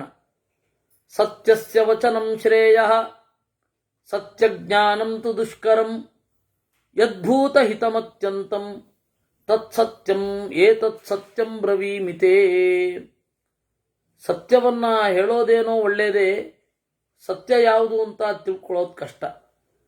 ಯಾವುದು ಎಲ್ಲ ಜನರಿಗೆ ಹಿತವಾಗತ್ತೋ, ಇಷ್ಟ ಅಲ್ಲ, ಹಿತವಾಗತ್ತೋ ಅದು ಸತ್ಯ. ಅಹಂಕಾರಸ್ಯ ಚ ತ್ಯಾಗಃ ಪ್ರಣಯಸ್ಯ ಚ ನಿಗ್ರಹಃ ಸಂತೋಷಶ್ಚ ಏಕಚರ್ಯಾ ಚ ಕೂಟಸ್ಥಂ ಶ್ರೇಯ ಉಚ್ಯತೆ. ನಾನು ಶರೀರ ಅಂತನ್ನುವ ಭಾವನೆಯನ್ನು ತ್ಯಾಗ ಮಾಡಬೇಕು, ಅದು ಅಹಂಕಾರ. ಆಮೇಲೆ ಅಹಂಕಾರ ಅಂದರೆ ಒಂದರ್ಥ ಇದೆ, ಅವಿದ್ಯಮಾನಾತ್ಮ ಗುಣಾಭಿಮಾನಂ ಮೋಹಾತ್ ಅಹಂಕಾರ ಮುಷಂತಿ ಸಂತಹ ಅಂತ. ತನ್ನಲ್ಲಿ ಇರದ ಗುಣಗಳನ್ನು ತನ್ನಲ್ಲಿದೆ ಅಂತ ಅಂದುಕೊಂಡ್ರೆ ಅದು ಅಹಂಕಾರ. ಆ ಅಹಂಕಾರವನ್ನು ಬಿಡಬೇಕು. ಪ್ರಣಯಸ್ಯ ಚ ನಿಗ್ರಹ, ಉತ್ಕಟವಾದ ಪ್ರೀತಿಯನ್ನು ತಡಿಬೇಕು. ಯಾಕೆಂದರೆ ನಮ್ಮ ಮುದ್ದಿನಿಂದ ಬೇರೆಯವರು ಕೆಡಬಾರದು, ಹಾಗೆ ನೋಡ್ಕೊಳ್ಬೇಕು. ಅದರಿಂದಾಗಿ ಪ್ರಣಯಸ್ಯ ಚ ನಿಗ್ರಹ, ಸಂತೋಷಶ್ಚ ತೃಪ್ತಿ, ಏಕಚರ್ಯಾಚ, ಮಾತಿನಲ್ಲಿ ಕ್ರಿಯೆಯಲ್ಲಿ ಒಂದೇ ತರಹದ ನಡೆ ಇರಬೇಕು. ಅದನ್ನು ಶ್ರೇಯಸ್ಸು ಅಂತ ಕರೀತಾರೆ. ಧರ್ಮೇಣ ವೇದಾಧ್ಯಯನಂ ವೇದಾಂಗಾನಾಂ ತಥೈವ ಚ ವಿದ್ಯಾರ್ಥಾನಾಂ ಚ ಜಿಜ್ಞಾಸಾ ಶ್ರೇಯ ಏತದ ಸಂಶಯಂ. ಧರ್ಮೇಣ ವೇದಾಧ್ಯಯನಂ, ಶಾಸ್ತ್ರದಲ್ಲಿ ಹೇಳಿದ ಹಾಗೆ ವೇದದ ಅಧ್ಯಯನ, ವೇದಾಂಗಗಳ ಅಧ್ಯಯನ, ಅದನ್ನೇ ಉಪಕರ್ಮ ಅಂತ ಮಾಡಿದ್ದು. ವಿದ್ಯಾರ್ಥಾನಾಂ ಚ ಜಿಜ್ಞಾಸಾ, ವಿದ್ಯಾರ್ಥ, ವಿದ್ಯಾರ್ಥ ಅಂದರೆ ವಿದ್ಯೆಯ ಪ್ರಯೋಜನ. ವಿದ್ಯೆಯ ಪ್ರಯೋಜನದ ಬಗ್ಗೆ ಏನಿದೆ ಅದು ಏನು ಅಂತ ತಿಳ್ಕೊಂಡು ವಿದ್ಯೆಯನ್ನು ಕಲಿಬೇಕು. ಈ ವಿದ್ಯೆಯ ಐಹಿಕ ಪ್ರಯೋಜನ ಯಾವುದು, ಪಾರತ್ರಿಕ ಪ್ರಯೋಜನ ಯಾವುದು ಅಂತ ಚಿಂತನೆ ಮಾಡಬೇಕು. ವಿದ್ಯಾರ್ಥ, ಅರ್ಥ ಅಂದರೆ ಪ್ರಯೋಜನ. ವಿದ್ಯಾರ್ಥಾನಾಂಚ ಜಿಜ್ಞಾಸ, ನಾವು ಕಲಿಯುವ ವಿದ್ಯೆಯ ಐಹಿಕ ಪ್ರಯೋಜನ ಏನು, ಪಾರತ್ರಿಕ ಪ್ರಯೋಜನ ಏನು ಅಂತ. ಅದು ಬಹಳ ಮುಖ್ಯ. ಯಾಕೆಂದರೆ ಅದನ್ನು ಮಾಡ್ತಾ ಹೋದರೆ ನಮ್ಮ ಈ ಹಪಹಪಿತನ ನಿಲ್ಲತ್ತೆ. ಈ ದುರಾಸೆ ಅಂತ ಒಂದಿದೆಯಲ್ಲ, ಈಗ ಭೂಮಿಯಿಂದ ಎಷ್ಟು ಸಾಧ್ಯ ಆಗತ್ತೋ ಅಷ್ಟು ತೆಗಿಬೇಕು, ಎಷ್ಟು ಪ್ರಯೋಜನ ಬರುತ್ತೋ ಎಲ್ಲವನ್ನ ನಾವು ಈ ಕನ್ಸ್ಯೂಮರಿಸಮ್ ಅಂತ ಹೇಳ್ತಾರಲ್ಲ, ಕೊಳ್ಳುಬಾಕತನ, ಆ ಕೊಳ್ಳುಬಾಕತನ ಎಲ್ಲ ನಿಲ್ಲತ್ತೆ. ವ್ಯರ್ಥವಾದ ಪದಾರ್ಥಗಳು ಯಾವುದು, ನಮಗೆ ಯಾವುದು ಬೇಡ, ಯಾವುದು ಅತ್ಯಂತ ಬೇಕು, ಇದೇ ನೆಲೆಯಲ್ಲಿ ಬಹಳ ದೊಡ್ಡ ದೊಡ್ಡ ವಿಚಾರಗಳನ್ನು ಅದು ತಿಳಿಸ್ತಾ ಹೋಗುತ್ತೆ. ಅದರಿಂದಾಗಿ ವಿದ್ಯಾರ್ಥಾನಾಂಚ ಜಿಜ್ಞಾಸ, ಇದು ಶ್ರೇಯಸ್ಸು. ಶಬ್ದ ರೂಪ ರಸ ಸ್ಪರ್ಶಾನ್ ಸಹ ಗಂಧೇನ ಕೇವಲಾನ್ ನಾತ್ಯರ್ಥಮುಪಸೇವೇತ ಶ್ರೇಯಸೋರ್ಥಿ ಕಥಂಚನ. ಇನ್ನು ಶಬ್ದ ರೂಪ ರಸ ಸ್ಪರ್ಶ ಗಂಧ ಇವುಗಳನ್ನು ಉತ್ಕಟವಾಗಿ ಸೇವಿಸಬಾರದು. ಅಂದರೆ ಶಬ್ದ ಕೇಳ್ತಾನೇ ಇರೋದು, ಹಾಡು ಸಂಗೀತ ಕೇಳ್ತಾನೇ ಇರೋದು, ಆಮೇಲೆ ರೂಪ ನೋಡ್ತಾನೇ ಇರೋದು, ಅದರಲ್ಲಿ ಪ್ರಕೃತಿಯ ಸೌಂದರ್ಯವನ್ನು ನೋಡೋಕ್ಕೂ ತಿರುಗ್ತಾನೆ ಇರೋದು. ನಿರಂತರ ತಿರುಗ್ತಾ ಇದ್ದಾಗ ಒಂದು ಕಡೆ ಕೂತು ಸಾಧನೆ ಮಾಡೋದು ಯಾವಾಗ? ಅದರಿಂದಾಗಿ ಪ್ರಕೃತಿಯ ಸೌಂದರ್ಯವನ್ನು ಅರಸಿ ತಿರುಗ್ತಾನೇ ಇರೋದು. ಅಷ್ಟು ಜಾಗ ನೋಡಬೇಕು, ಇಷ್ಟು ಜಾಗ ನೋಡಬೇಕು, ಸಾಯೋದ್ರೊಳಗಡೆ ಇಷ್ಟು ದೇಶಗಳನ್ನು ನೋಡಬೇಕು, ಆ ತರಹದ್ದು ಇರಬಾರದು. ಯಾಕೆ ಅಂದರೆ ನಾನು ಒಂದು ಅಂಕಣವನ್ನು ಓದ್ತಾ ಇದ್ದೆ. ಅದು ಒಂದು ಅಂಕಣ, ಕಾಲಮ್. ನನಗೆ ಸುಮಾರು 2003ನೇ ಇಸ್ವಿಯಲ್ಲಿ ಅದನ್ನು ಓದಿದ್ದು ಚೆನ್ನಾಗಿ ನೆನಪು ಉಳಿದುಬಿಟ್ಟಿದೆ. ಏನು ಅಂದರೆ, ನಾನು ಅದರಲ್ಲಿ ಅವರು ಬರೆದವರು ಬರ್ಕೊಂಡಿದ್ದಾರೆ, ನಾನು 3000 ರುಚಿ ವೈವಿಧ್ಯ ಇರುವ ಚಹಾದಲ್ಲಿ 1500 ರುಚಿಗಳನ್ನು ಸವಿದಿದ್ದೇನೆ. ಆಯ್ತಾ? ಇನ್ನು ನಾವು ಇಷ್ಟು ದೇಶಗಳನ್ನು ನೋಡಿದ್ದೇನೆ, ಇನ್ನಷ್ಟು ನೋಡಬೇಕು ಅಂತ ಇದೆ. ಜೀವನದ ಕಡೆ ಕ್ಷಣದವರೆಗೂ ಶಬ್ದ ಸ್ಪರ್ಶ ರೂಪ ರಸ ಗಂಧಗಳು, ಈ ಶಬ್ದ ಬಳಸ್ತಿಲ್ಲ, ಕೇಳಬೇಕು ಅಂತಿದೆ, ನೋಡಬೇಕು ಅಂತ ಇದೆ, ಸವಿಬೇಕು ಅಂತ ಇದೆ ಅಂತ ಅಂದ್ರೆ ಅದೇ ಅರ್ಥ. ಅದರಲ್ಲಿ ಅತ್ಯಂತ ಲೋಲುಪರಾಗಬೇಡಿ ಅಂತನ್ನತ್ತೆ ಶಾಸ್ತ್ರ.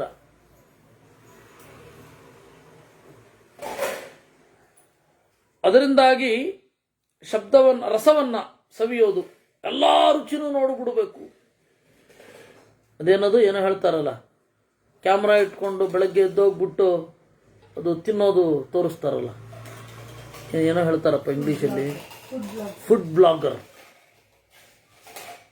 ಬೆಳಗ್ಗೆ 3 ಗಂಟೆಗೆ ಎದ್ದೋಗೋದು, ತಿನ್ನೋದು, ತೋರಿಸೋದು, ಕುದುರೆ ಥರ ಕೆನೆಯೋದು, ನೀವು ತಿನ್ನಿ ಅನ್ನೋದು, ಈ ತರಹ ಎಲ್ಲ ಮಾಡ್ತಾ ಇರ್ತಾರೆ. ಈ ತರಹದ್ದು ವಿಪರೀತ ಮಾಡಬೇಡಿ, ಶ್ರೇಯಸ್ಸಲ್ಲ ಅದು. ಯಾಕೆ ಅಂದರೆ ನಮ್ಮ ಇಂದ್ರಿಯದ ಹೊರಗಡೆಯ ತೃಪ್ತಿ ಅದನ್ನು ಅಳಿಸುವಂತಹ ಕೆಲಸ ಇದು. ನೋಡಿ, ಅದು ಹೇಳಿದ್ದು ಶಬ್ದ ರೂಪ ರಸಸ್ಪರ್ಶಾನ್ ಸಹ ಗಂಧೇನ ಕೇವಲಾನ್. ಶಬ್ದ, ರೂಪ, ರಸ, ಸ್ಪರ್ಶ, ಗಂಧ ಇವುಗಳನ್ನು ನಾತ್ಯರ್ಥಮುಪಸೇವೇತ, ಉತ್ಕಟವಾಗಿ ಸೇವಿಸದಿರಿ. ಯಾಕೆ ಅಂದರೆ ಶ್ರೇಯಸೋರ್ಥಿ ಕಥಂಚನ, ಪರಲೋಕದ ಹಿತವನ್ನು ಸಾಧನೆ ಮಾಡ್ಕೊಳ್ಳಿಕ್ಕೆ ಟೈಮಲ್ಲಿ ಬರುತ್ತವಾಗ. ನಕಾತರ್ಯಂ ದಿವಾಸ್ವಪ್ನಂ ಆಲಸ್ಯಂ ಪೈಶುನಂ ಮದಂ ಅತಿಯೋಗಮಯೋಗಂ ಚ ಶ್ರೇಯಸೋರ್ಥಿ ಪರಿತ್ಯಜೇತ್. ಕಾತರ್ಯ, ಪ್ರತಿಯೊಂದಕ್ಕೂ ತೀವ್ರ ಎಕ್ಸೈಟ್ ಆಗೋದು ಮಾಡಬೇಡಿ ಅಂತಾರೆ. ತೀವ್ರ ಎಕ್ಸೈಟ್ ಆಗಿಬಿಡೋದು, ಯಾವುದೋ ಇವನಿಗೆ ಯಾವುದು ಚಂದ ಅಂತ ಕಾಣುತ್ತೆ, ಒಂದು ಎಕ್ಸೈಟ್ ಆಗೋದು, ಅಯ್ಯೋ ರಾಮ, ಸುತ್ತಲಿನ ಲೋಕಗಳನ್ನೆಲ್ಲ ಮರೆತು ಬಿಡೋದು. ನಕಾತರ್ಯಂ ಆಯ್ತಾ. ಹಗಲುಗನಸು ಕಾಣೋದು, ಜಗತ್ತಿನಲ್ಲಿ ಬಂದದ್ದನ್ನ ಅನುಭವಿಸಬೇಕು. ಆಲಸ್ಯಂ, ಸೋಮಾರಿತನ. ಆಮೇಲೆ ಪೈಶುನಂ, ಬೇರೊಬ್ಬರಿಗೆ ಚಾಡಿ ಹೇಳೋದು ಬಿಡಬೇಕು, ಪೈಶುನಂ. ಆಮೇಲೆ ಮದ, ಮತ್ತು, ಯಾವುದೋ ಒಂದು ಮತ್ತು, ಕುಡಿಯೋದೋ, ತಿನ್ನೋದೋ, ಸೇದೋದೋ, ಏನೋ ಮತ್ತು. ಅತಿಯೋಗಂ, ಯಾವಾಗಲೂ ಎಚ್ಚರವಾಗಿರೋದು. ಅಯೋಗಂ, ಎಚ್ಚರಕ್ಕೆ ಇಲ್ಲದೆ ಇರೋದು. ಇದೆಲ್ಲವನ್ನ ಬಿಡಬೇಕು. ಕರ್ಮೋತ್ಕರ್ಷನ್ ನಮಾರ್ಗೇತ ಪರೇಶಾಂ ಪರಿನಿಂದಯ ಸ್ವಗುಣೈರೇವ ಮಾರ್ಗೇತ ವಿಪ್ರಕರ್ಷಂ ಪೃಥಕ್ ಜನಾತ್. ಬೇರೊಬ್ಬರು ಮಾಡಿದ ವಿಚಾರವನ್ನು ನೋಡಿಕೊಂಡು ಅದನ್ನು ಮೀರಬೇಕು ಅಂತ ಸಾಗೋದು, ಅದು ಬೇಡ, ಅದು ಸ್ಪರ್ಧೆ ಆಗತ್ತೆ. ಅವನು 50 ಅಡಿ ಹಾರದ್ನಾ, ನಾನು 52 ಅಡಿ ಹಾರ್ತೇನೆ, ಹಾಗೆ ಹೋಗ್ಬಾರ್ದು.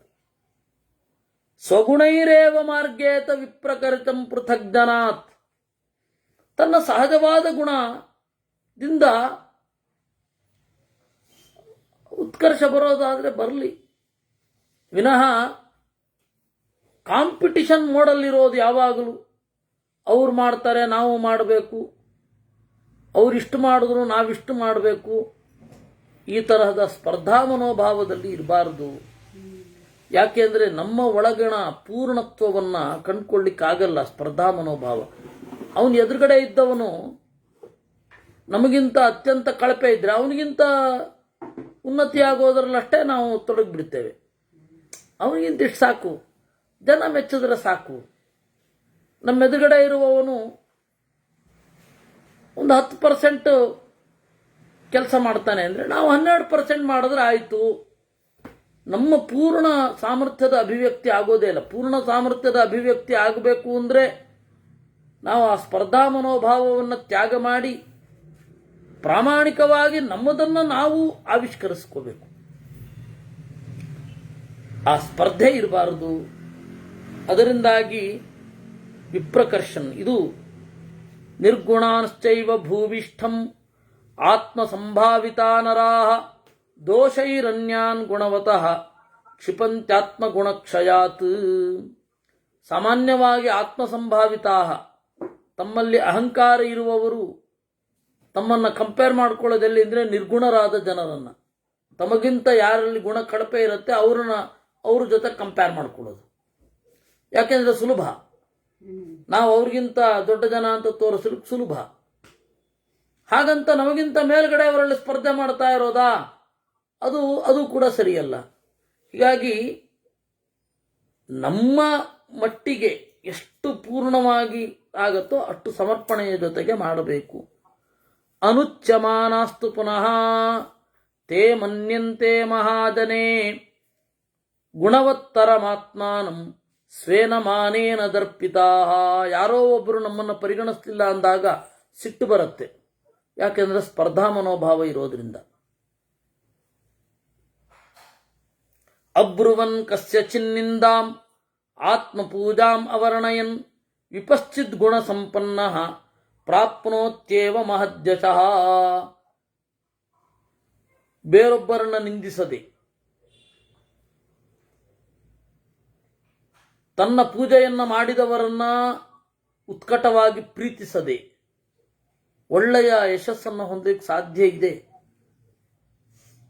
ಅದಕ್ಕೆ ಕೃಷ್ಣ ಹೇಳಿದ ಹಾಗೆ ನಿಷ್ಕಾಮ ಕರ್ಮ ಅಷ್ಟೇ, ಭಗವದರ್ಪಣ ಬುದ್ಧಿಯಿಂದ ಕರ್ಮ. ಅದು ಪೇಜಾವರ ಸ್ವಾಮಿಗಳ ಒಂದು ಮಾತು ನನಗೆ ಪಕ್ಕ ಹಸಿಗೋಡೆಯಲ್ಲಿ ಚೆಂಡು ನಾಟಿದ ಹಾಗೆ ನಾಟಿಬಿಟ್ಟಿದೆ. ಕೃಷ್ಣ ಹೇಳಿದ್ದು ನಿಷ್ಕಾಮ ಕರ್ಮ, ನಮ್ಮಲ್ಲಿ ಈಗ ಇರೋದು ನಿಷ್ಕರ್ಮ ಕಾಮ ಅಂತ. ಅದರಿಂದಾಗಿ ಬಯಕೆಗಳನ್ನು ಹೊರತುಪಡಿಸಿ ಇವರು ನನ್ನನ್ನು ಗುರುತಿಸಬೇಕು, ಇವರು ನನ್ನನ್ನು ಗುರುತಿಸಬೇಕು ಇತ್ಯಾದಿಗಳು. ನಿಮಗೊಂದು ಸಂಗತಿಯನ್ನ ಹೇಳಬೇಕು. ಒಬ್ಬರು ಹಾಗೆ ಹೇಳ್ತಾ ಇದ್ರು, ಈ ವೇದ ಓದೋದು, ವೇದದ ಅರ್ಥ ತಿಳ್ಕೊಳ್ಳೋದು, ಆಮೇಲೆ ವೇದಾಂಗಗಳನ್ನು ಓದೋದು ಇವೆಲ್ಲ ವೇಸ್ಟ್. ಯಾಕೆಂದ್ರೆ ಸ್ವಾಮಿಗಳಿಗೆಲ್ಲ ಗೊತ್ತಾಗಲ್ಲ. ಸ್ವಾಮಿಗಳು ನಮ್ಮನ್ನು ಗುರುತಿಸಬೇಕು ಅಂತಂದ್ರೆ ತರ್ಕಶಾಸ್ತ್ರ ಓದಬೇಕು, ಸುಧಾ ಪರೀಕ್ಷೆ ಕೊಡಬೇಕು, ಆಗ ಸ್ವಾಮಿಗಳು ಗುರುತಿಸ್ತಾರೆ ಅಂತ. ಆದರೆ ಹಾಗಲ್ವಲ್ಲ ಓದುವ ಕ್ರಮ. ಹೌದು, ಇವತ್ತಿನ ಬಹಳ ಜನ ಸ್ವಾಮಿಗಳೆಲ್ಲ ಗುರುತಿಸೋದು ಹಾಗೆ. ಆದರೆ ನಾವು ಯಾರಿಗಾಗಿ ಓದಬೇಕು? ಮಧ್ವರಿಗಾಗಿ ಓದಬೇಕು. ಮಧ್ವರನ್ನ ಜಗತ್ತಿಗೆ ಕೊಟ್ಟ ದೇವರಿಗಾಗಿ, ಕೃಷ್ಣನಿಗಾಗಿ ಓದಬೇಕು. ಕೃಷ್ಣ ಮುಖ್ಯ ಪ್ರಾಣರಿಗಾಗಿ ಓದಬೇಕೇ ವಿನಃ ಈಗ ನಮ್ಮ ಬಾಳಿನಲ್ಲಿ ಬಂದಿರುವ, ನಮ್ಮ ಮುಂದಿನ ದಾರಿಯಲ್ಲಿ ಇರುವ ಕೆಲವರನ್ನ ಮೆಚ್ಚಿಸಲಿಕ್ಕೆ ನಾವು ಓದೋದು ಬರೆಯೋದು ಎಲ್ಲ ಮಾಡಬಾರದು. ಅದನ್ನೇ ಹೇಳ್ತಾರೆ. ಇದ್ಯಾವುದನ್ನು ಸ್ಪರ್ಧಾ ಮನೋಭಾವ ಇಲ್ಲದೆಯೂ ಪ್ರಾಪ್ನೋತ್ಯೇವ ಮಹದ್ಯಶಃ, ಒಳ್ಳೆಯ ಕೀರ್ತಿಯನ್ನು ಪಡಿತಾನೆ, ಒಳ್ಳೆಯ ಜೀವನದಲ್ಲಿ ಯಶಸ್ಸನ್ನು ಪಡೆಯಬಲ್ಲ. ಅಬ್ರುವನ್ ಭಾತಿ ಸುರಭಿಃ ಗಂಧಃ ಸುಮನಸಾಂ ಶುಚಿಃ ತಥೈವ ಅವ್ಯಾಹರನ್ ಭಾತಿ ವಿಮಲೋ ಭಾನುರಂಬರೇ. ನಿಮಗೆ DVG ಅವರ ಮಂಕುತಿಮ್ಮನ ಕಗ್ಗ, ಅದರಲ್ಲಿ ಹೀಗೊಂದು ಮಾತು ಬರುತ್ತೆ, ಸದ್ದು ಮಾಡದೇ ಇರು, ಸೂರ್ಯ ಬೆಳಕು ಕೊಡ್ತಾನೆ, ಸದ್ದು ಮಾಡೋಲ್ಲ ಅಂತ.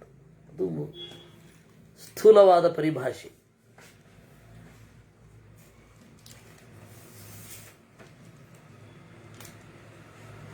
ಆದರೆ ಅವ್ರದೇ ಇನ್ನೊಂದು ಪದ್ಯ ಇದೆ, ವನಸುಮದ ಓಲೆನ್ನ ಜೀವಿತವೂ ಇರಲಿ ಅಂತ.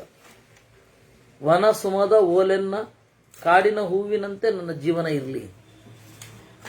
ವನಸುಮದ ಓಲೆನ್ನ ಜೀವಿತವೂ ಇರಲಿ. ಅದು ಮಹಾಭಾರತದ ಸಮ್ಮತವಾದ ರೂಪಕ. ಅದೇ ರೀತಿ ಇಲ್ಲಿದೆ ನೋಡಿ. ಅಬ್ರುವನ್ ಭಾತಿ ಸುರಭಿ, ಹೂವಿದೆ ಅಂತ ಗೊತ್ತಾಗೋದು ಪರಿಮಳದಿಂದ. ಹೂವಿದೆ ಅಂತ ಗೊತ್ತಾಗೋದು ಪರಿಮಳದಿಂದ. ಆ ರೀತಿ ತಥೈವ ಅವ್ಯಾಹರನ್ ಭಾತಿ ವಿಮಲೋ ಭಾನುರಂಬರೇ.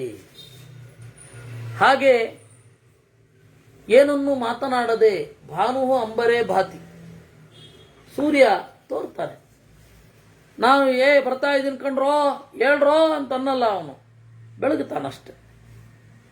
ಹಾಗೆ ನಾನಿದ್ದೇನೆ ಅಂತ ಹೂವು ಬಂದು ನಿಮ್ಮ ಕಣ್ಣಿಗೆ ರಾಚೋದಿಲ್ಲ, ಅದರ ಪರಿಮಳದಿಂದ ಗೊತ್ತಾಗತ್ತೆ. ಏವಮಾದೀನಿ ಚಾನ್ಯಾನಿ ಪರಿತ್ಯಕ್ತಾನಿ ಮೇಧಯ ಜ್ವಲಂತಿ ಯಶಸಾ ಲೋಕೆ ಯಾನಿ ನವ್ಯಾಹರಂತಿ ಚ. ಹಾಗೆ ಜನರು ಕೇವಲ ಪ್ರಜ್ಞೆಯಿಂದ ಬೆಳಗಬಲ್ಲವರು ಇದ್ದಾರೆ. ನಾನಿದ್ದೇನೆ ಅಂತ ನನ್ನ ಸುತ್ತ 4 ಜನರನ್ನ ಇಟ್ಟುಕೊಂಡು ಅವರು ಹೊಗಳಿ ಬೇರೆಯವ್ರ ಮನೆಗೆ ಹೋದರೂ ನಮ್ಮನ್ನೇ ಹೊಗಳಬೇಕು, ನಮ್ಮ ಮನೆಯಲ್ಲಿದ್ದರೂ ನಮ್ಮನ್ನೇ ಹೊಗಳಬೇಕು ಅನ್ನೋ ವ್ಯವಸ್ಥೆ ಮಾಡಿಕೊಳ್ಳುವ ಅಗತ್ಯ ಇಲ್ಲ. ನ ಲೋಕೆ ದೀಪ್ಯತೆ ಮೂರ್ಖ ಕೇವಲಾತ್ಮ ಪ್ರಶಂಸಯ ಅಪಿಚಾಪಿ ಹಿತಶ್ವಭ್ರೇ ಕೃತ ವಿದ್ಯ ಪ್ರಕಾಶತೆ. ಕೇವಲ ಆತ್ಮ ಪ್ರಶಂಸೆಯಿಂದ ಮೂರ್ಖ ಲೋಕದಲ್ಲಿ ಹೊಳೆಯುವುದಿಲ್ಲ. ಹಾಗೆ ಶೊಭ್ರೆ, ಹಳ್ಳದಲ್ಲಿ ಯಾರೋ ಒಬ್ಬ ಇರ್ತಾನೆ, ಕೃತವಿದ್ಯ, ವಿದ್ಯಾಪೂರ್ಣ, ಅವನು ಪ್ರಕಾಶಿತನಾಗೇ ಆಗ್ತಾನೆ. ಅಲ್ಲ, ಒಂದು ವೇಳೆ ಪ್ರಕಾಶಿತನಾಗಲಿಲ್ಲ ಅಂದ್ರೆ ಏನ್ ಮಾಡ್ಲಿಕ್ಕಾಗತ್ತೆ? ಜನರಿಗೆ ಗುರುತಿಸುವ ಕಣ್ಣೇ ಇಲ್ಲ ಅಂದ್ರೆ ಏನ್ ಮಾಡ್ಲಿಕ್ಕಾಗತ್ತೆ? ಅದಲ್ಲ. ಆದರೆ ತಾತ್ಪರ್ಯ ಇಷ್ಟೇ, ಶ್ರೇಯಸ್ಸು, ಪರಲೋಕಕ್ಕೆ ಶ್ರೇಯಸ್ಸಾಧನ ಅಂದ್ರೆ ಇದೆ. ಸ್ಪರ್ಧಾ ಮನೋಭಾವ ಇರಬಾರದು. ಅಸದುಚ್ಚೈರಪಿ ಪ್ರೋಕ್ತಃ ಶಬ್ದ ಸಮುಪಶಾಮ್ಯತಿ ದೀಪ್ಯತೆ ತ್ವೇವ ಲೋಕೇಶು ಶನೈರಪಿ ಸುಭಾಷಿತಂ.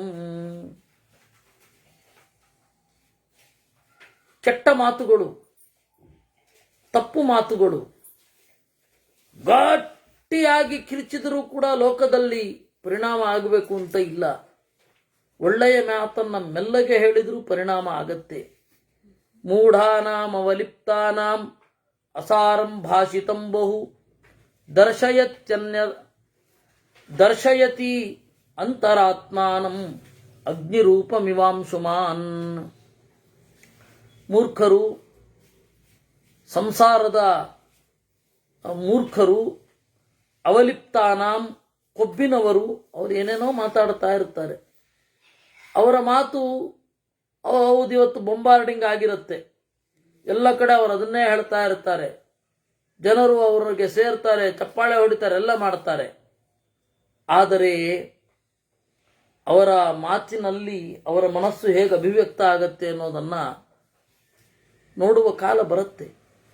ಏತಸ್ಮಾತ್ ಕಾರಣಾತ್ ಪ್ರಜ್ಞಾಂ ಮೃಗಯಂತೆ ಪೃಥಗ್ವಿಧಾಂ ಪ್ರಜ್ಞಾಲಾಭೋ ಹಿ ಭೂತಾನಾಂ ಉತ್ತಮ ಪ್ರತಿಭಾತಿಮಾ. ಈ ಕಾರಣದಿಂದ ಮಾತು ಪ್ರಜ್ಞೆಯಿಂದ ಮೂಡಿ ಬರಬೇಕು, ಪ್ರಜ್ಞೆಯನ್ನು ಗಳಿಸಿಕೊಳ್ಳೋದರತ್ತ ಸಾಗಬೇಕು. ಪ್ರಜ್ಞೆಯನ್ನು ಗಳಿಸಿಕೊಳ್ಬೇಕಾದ್ರೆ ಈ ಹಿಂದೆ ಹೇಳಿದ ದಾರಿಯಲ್ಲಿ ಸಾಗಬೇಕು. ನಾ ಪೃಷ್ಟ ಕಸ್ಯಚಿತ್ ಬ್ರೂಯಾತ್ ನಾಪ್ಯನ್ಯಾಯೇನ ಪೃಚ್ಛತಃ ಜ್ಞಾನವಾನಪಿ ಮೇಧಾವಿ ಜಡವತ್ ಸಮುಪಾವಿಶೇತ್. ಕೇಳದೆ ಯಾರಿಗೂ ಹೇಳಬಾರದು ಅಂತ ನಮ್ಮಲ್ಲಿ ಇರುವಂಥದ್ದು. ಆದರೆ ಕನ್ವರ್ಷನ್ನನ್ನೇ ಮುಖ್ಯವಾಗಿಸಿಕೊಂಡು ಬಂದ ಕ್ರೈಸ್ತ ಮಿಷನರಿಗಳೆಲ್ಲ ಭಾರತದ ಪೇಟೆಯ ಬೀದಿಗಳಲ್ಲಿ ನಿಂತು ಹೇಳೋದು, ಕೃಷ್ಣ ಏನು ಮಾಡಿದನು? 16,100 ಹೆಂಡಿರನ್ನು ಕಟ್ಟುಕೊಂಡನು. ಕ್ರಿಸ್ತನು ಏನು ಮಾಡಿದನು? ನಮಗಾಗಿ ಜೀವವನ್ನು ತೆತ್ತನು. ಹೀಗೆ ಗಲಾಟೆ ಮಾಡಲಿಕ್ಕೆ ಶುರು ಮಾಡ್ತಾ ಇದ್ದು. ಅದು ನಾಪೃಷ್ಟ ಕಸ್ಯಚಿತ್ ಬ್ರೂಯಾತ್, ಕೇಳದೆ ಯಾರಿಗೂ ಹೇಳಬಾರದು. ಕೇಳದೆ ಹೇಳಿದ್ದು, ಅಡ್ವರ್ಟೈಸ್ ಮಾಡಿದ್ದು, ಅವರನ್ನ ಪೀಡಿಸಿದ್ದು, ತಗೊಳ್ಳಿ ನೋಡಿ ಅಂತ ಹೇಳಿ ಪೀಡಿಸೋದು, ತಮಗಾಗಿ ಸೆಳೆದುಕೊಳ್ಳೋದು ಇತ್ಯಾದಿಗಳನ್ನ ಮಾಡಿದ್ರೆ ಲೌಕಿಕ ಲಾಭ ಸಿಗತ್ತೆ. ಆದರೆ ಪಾರಮಾರ್ಥಿಕವಾದ ಲಾಭ ಏನು? ಮಾನಸಿಕವಾದ ನೆಮ್ಮದಿ ಏನು? ಅಂತರ್ದರ್ಶನದ ಗತಿ ಏನು? ಸುಖ ಅದರಲ್ಲೇ ಇರೋದು. ಇನ್ನು ಯಾರಿಗೆ ಹೇಳಬಾರದು ಅಂದ್ರೆ ಅನ್ಯಾಯೇನ ಪೃಚ್ಛತಃ ನ ಪ್ರತಿಬ್ರೂಯಾತ್. ದಾರಿಯಲ್ಲದ ದಾರಿಯಲ್ಲಿ ಕೇಳುವವನಿಗೂ ಹೇಳಬಾರದು. ಯಾಕೆಂದ್ರೆ ನಾವು ತಿಳ್ಕೊಳ್ಬೇಕು ಅಂತ ಇರೋದೇ ಇಲ್ಲ. ಈ ಟಿವಿ ಸಂದರ್ಶಕರು, ಪತ್ರಕರ್ತರು ಪ್ರಶ್ನೆ ಕೇಳ್ತಾರೆ. ಅವರು ಸಂದರ್ಶನ ಮಾಡಿ ಹೋಗಿರ್ತಾರಲ್ಲ, 1 ವರ್ಷ ಆದಮೇಲೆ 2 ವರ್ಷ ಆದಮೇಲೆ ಅವ್ರನ್ನ ಕೇಳಿ, ಅವ್ರು ಮೊದಲು ಹೇಗಿರ್ತಾರೋ ಹಾಗೇ ಇರ್ತಾರೆ, ಯಾರಿಂದಲೂ ಏನೂ ಬದಲಾಗಿರಲ್ಲ. ಅಂಥವ್ರಿಗೆ ಯಾಕೆ ಕೇಳಬೇಕಂತೆ? ಅದರಿಂದಾಗಿ ಜ್ಞಾನವಾನಪಿ ಮೇಧಾವಿ, ಒಬ್ಬ ಸುಮ್ಮನೆ ಇರಬೇಕು. ತಥೋ ವಾಸಂ ಪರೀಕ್ಷೇತ ಧರ್ಮ ನಿತ್ಯೇಷು ಸಾಧುಷು ಮನುಷ್ಯೇಷು ವದಾನ್ಯೇಷು ಸ್ವಧರ್ಮ ನಿರತೇಷು ಚ. ಯಾರು ಸಜ್ಜನರಿರ್ತಾರೆ, ಯಾರು ಉದಾರಿಗಳಿರ್ತಾರೆ, ಯಾರು ತಮ್ಮ ಧರ್ಮವನ್ನು ಚೆನ್ನಾಗಿ ಮಾಡ್ತಾರೆ, ಅವರ ಹತ್ತಿರ ಇರಲಿಕ್ಕೆ ಒಬ್ಬ ಬಯಸ್ಬೇಕಂತೆ, ಅವರ ಸಂಸರ್ಗ ಬೇಕು ಅಂತ. ನಮಗೆ ಕ್ವಾಂಟಿಟಿ ಬೇಡ, ಇಷ್ಟು ಜನರ ಜೊತೆಗಿದ್ದೀವಿ ಅಷ್ಟು ಜನರ ಜೊತೆಗಿದ್ದೀವಿ ಅಂತ, ಕ್ವಾಲಿಟಿ ಬೇಕು. ಅದು ನಮ್ಮ ಮೋಟೋ ಆಗಬೇಕು. ಇಷ್ಟು ಜನರ ಜೊತೆಗಿದ್ದೀವಿ ಅಷ್ಟು ಜನರ ಜೊತೆಗಿದ್ದೀವಿ ತಗೊಂಡೆಂತ ಮಾಡೋದು? ಕ್ವಾಲಿಟಿ ಇರುವವರು ಬೇಕು. ಚತುರ್ಣಾಂ ಯತ್ರ ವರ್ಣಾನಾಂ ಧರ್ಮಂ ವ್ಯತಿಕರೋ ಭವೇತ್ ನ ತತ್ರ ವಾಸಂ ಕುರ್ವೀತ ಶ್ರೇಯೋರ್ಥಿ ವೈ ಕಥಂಚನ. ಈ ಹಿಂದೆ ನೋಡೋದ್ವಲ್ಲ, ತಥೋ ವಾಸಂ ಪರೀಕ್ಷೇತ ಧರ್ಮ ನಿತ್ಯೇಷು ಸಾಧುಷು ಅಂತ. ಉಪನಿಷತ್ತು ಅದನ್ನೇ ಹೇಳಿದ್ದು, ಅಲೂಕ್ಷಾ ಧರ್ಮ ಕಾಮಾಸ್ಯುಹು ಅಂತ. ಒರಟರಲ್ಲದೆ ಧರ್ಮದಲ್ಲಿ ದೃಢವಾದ ವಿಶ್ವಾಸ ಯಾರಿಗಿರುತ್ತೆ, ಯಾರು ಸತ್ಯವನ್ನು ಬಯಸ್ತಾರೆ, ಅವ್ರ ಜೊತೆಗಿರ್ಲಿಕ್ಕೆ ಇಷ್ಟಪಡುವುದು ಅಂತ. ಇನ್ನು ಯಾವ ವ್ಯಕ್ತಿಯಲ್ಲಿ ಆಶ್ರಮದ ವಿಪ್ಲವ ಉಂಟಾಗತ್ತೆ, ಅವ್ರ ಜೊತೆಗಿರಬೇಡ.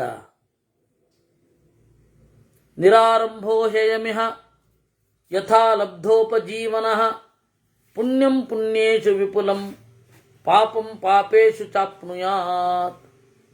ಉತ್ಕಟವಾದ ಕಾಮ್ಯಕರ್ಮದ ಜೊತೆಗೆ ಪುಣ್ಯಾದಿಗಳಲ್ಲಿ ತೊಡಗಬಾರದು. ಯಥಾ ಲಬ್ಧೋಪಜೀವನಃ, ಸಿಕ್ಕಿದ್ದರಲ್ಲಿ ತೃಪ್ತಿಯಿಂದ ವಾಸ ಮಾಡಬೇಕು. ಪುಣ್ಯಂ ಪುಣ್ಯೇಷು ವಿಪುಲಂ, ಪುಣ್ಯವಂತರಲ್ಲಿ ಜೊತೆಗಿದ್ರೆ ಪುಣ್ಯವನ್ನು ಪಡಿತಾನೆ, ಪಾಪಿಷ್ಠರ ಜೊತೆಗಿದ್ರೆ ಪಾಪವನ್ನ. ಅಪಾಮಗ್ನೇಸ್ತಥೈವೇಂದೋ ಸ್ಪರ್ಶಂ ವೇದಯತೆ ಯಥಾ ತಥಾ ಪಶ್ಯಾಮಹೇ ಸ್ಪರ್ಶಂ ಉಭಯೋ ಪುಣ್ಯ ಪಾಪಯೋ. ನೀರಿನ ಸ್ಪರ್ಶ ಆಗತ್ತೆ, ಬೆಂಕಿಯ ಸ್ಪರ್ಶ ಆಗತ್ತೆ. ಹಾಗೆ ಇಂದೋಹೋ ಚಂದ್ರನ ಸ್ಪರ್ಶ ಆಗತ್ತೆ. ಚಂದ್ರ ಅಲ್ಲೆಲ್ಲೋ ಇರ್ತಾನೆ, ಇಲ್ಲಿ ತಂಪು ಮುಟ್ಟತ್ತೆ. ಆ ರೀತಿ ಪುಣ್ಯ ಎಲ್ಲೋ, ಆ ಪುಣ್ಯದಿಂದ ಒಂದು ತಂಪು ಮನಸ್ಸಿನಲ್ಲಿ ಉಂಟಾಗತ್ತೆ. ಯಥಾ ವೃಕ್ಷಸ್ಯ ಸಂಪುಷ್ಪಿತಸ್ಯ ದೂರಾತ್ ಗಂಧೋ ವಾತ್ಯೇವಂ ಪುಣ್ಯಸ್ಯ ಕರ್ಮಣೋ ದೂರಾತ್ ಗಂಧೋ ವಾತಿ ಅಂತ ಉಪನಿಷತ್ತು, ಮಹಾನಾರಾಯಣ ಉಪನಿಷತ್ತು. ಯಥಾ ವೃಕ್ಷಸ್ಯ ಸಂಪುಷ್ಪಿತಸ್ಯ ದೂರಾತ್ ಗಂಧೋ ವಾತಿ ಅಂತ. ಅದರಿಂದಾಗಿ ಹಾಗೆ ಬದುಕಬೇಕು. ಪುಣ್ಯದ ಸ್ಪರ್ಶ, ಪಾಪದ ಸ್ಪರ್ಶ ನಮಗೆ ಆಗುವ ಸೂಕ್ಷ್ಮವಾದ ಮನಸ್ಥಿತಿಯನ್ನು ನಾವು ಪಡ್ಕೊಳ್ಬೇಕು. ಮನಸ್ಸು ಸೂಕ್ಷ್ಮ ಆದರೆ ಅತೀಂದ್ರಿಯ ವಸ್ತುಗಳ ಬಗ್ಗೆ ಒಡ್ಡಾಗಿ ಪ್ರಶ್ನೆಯೇ ಕೇಳಲ್ಲ. ಅತೀಂದ್ರಿಯ ವಸ್ತುಗಳ ಬಗ್ಗೆ ಯಾರು ಪ್ರಶ್ನೆ ಕೇಳ್ತಾರೆ ಅಂದರೆ, ಯಾರಿಗೆ ಅತೀಂದ್ರಿಯ ವಸ್ತುವನ್ನು ತಿಳಿದುಕೊಳ್ಳಲಿಕ್ಕೆ ಉತ್ಕಟವಾದ ಆಸೆ ಇರಲ್ವೋ ಅವರು ಕೇಳ್ತಾರೆ. ಯಾರಿಗಿರುತ್ತೆ ಅವರು ಮಾರ್ಗವನ್ನು ಅನುಸರಿಸಲಿಕ್ಕೆ ಪ್ರಯತ್ನ ಪಡೋದೇ ಸೀದಾ. ದೇವರನ್ನ ಪಡೆಯಬೇಕು, ದೇವರ ಅಸ್ತಿತ್ವವನ್ನು ಅನುಭವಿಸಬೇಕು ಅಂತ ಇರುವವರು ಸೀದಾ ಧ್ಯಾನದಲ್ಲಿ ತೊಡಗುತ್ತಾರೆ. ಹೌದಾ, ಇದು ದಾರಿಯ ನೋಡಿ ಬಿಡುವ ಅಂತ ಅವ್ರಿಗೆ ಸಿಗತ್ತೆ. ಯಾರಿಗಿಲ್ಲ ಅದೆಂಗೆ ಅಂತ ಪ್ರಶ್ನೆ ಮಾಡ್ತಾ ಇರ್ತಾರೆ, ಕಡೆಗೂ ಉತ್ತರ ಸಿಕ್ಕಿರಲ್ಲ. ಅಪಶ್ಯಂತ್ಯೋನ್ಯ ವಿಷಯಂ ಭುಂಜತೆ ವಿಘತಾಚಿನಃ ಭುಂಜಾನಾಶ್ಚಾನ್ನ ವಿಷಯಾನ್ನ ವಿದ್ಧಿ ಕರ್ಮಣಾಂ. ವಿಘಸ ಆಶಿನಃ, ವಿಘಸ ಅಂದರೆ ಪವಿತ್ರ. ಯಜ್ಞಶೇಷವನ್ನು ವಿಘಸ ಅಂತ ಕರೀತಾರೆ. ವಿಘಸಾಶಿನಃ, ಯಜ್ಞಶೇಷವನ್ನು ಉಣ್ಣುವವರು.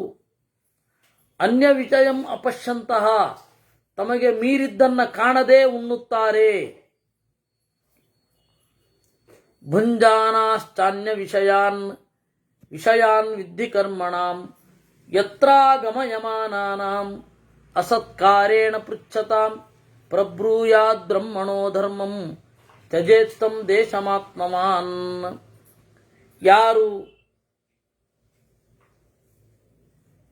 ಅಸತ್ಕಾರೇಣ ಪೃಚ್ಛತಾಂ,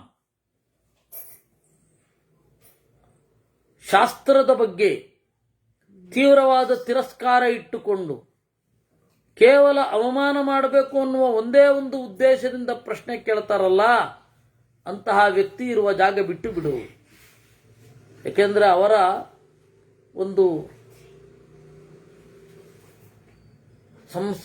ಒಂದು ಸಹವಾಸದಿಂದ ಮಾನಸಿಕ ಉನ್ನತಿಯನ್ನು ಆಗೋದಿಲ್ಲ.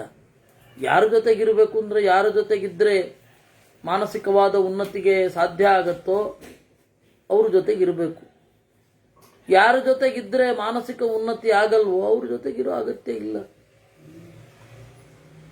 ವ್ಯಾವಹಾರಿಕ ಸಂಬಂಧ ಇದ್ರೆ ಇರಲಿ. ನಮ್ಮ ಕುಟುಂಬದ ವಲಯ ಅಂತ ಫಸ್ಟ್ ಸರ್ಕಲ್ಲು, ಫ್ರೆಂಡ್ ಸರ್ಕಲ್ಲು ಅಂತೆಲ್ಲ ಅಂತವಲ್ಲ, ಅಲ್ಲಿ ಇಟ್ಕೊಂಡು ಎಂತ ಮಾಡೋದು, ಏನು ಪ್ರಯೋಜನ ಇರಲ್ಲ. ಅಸತ್ಕಾರೇಣ ಪೃಚ್ಛತಾಂ, ಅವರಿಗೆ ಇನ್ನು ದುರುಪಯೋಗ ಮಾಡಿಕೊಳ್ಳುವವರಿಗೂ ಹೇಳಬೇಡಿ.